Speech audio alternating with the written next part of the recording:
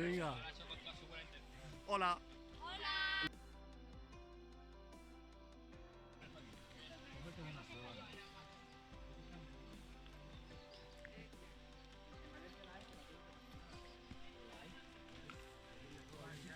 Es algo similar, pero aparte es que los turistas ahí lo respetan. Porque el país vive de eso y la policía castiga muy duro a la gente que roba.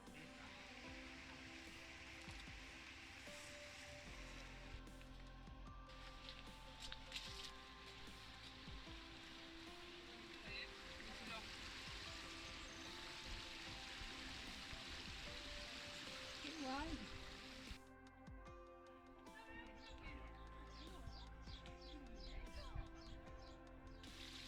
A mí el que me toque me tiene que tocar para arreglarme, si no, que se quede donde está.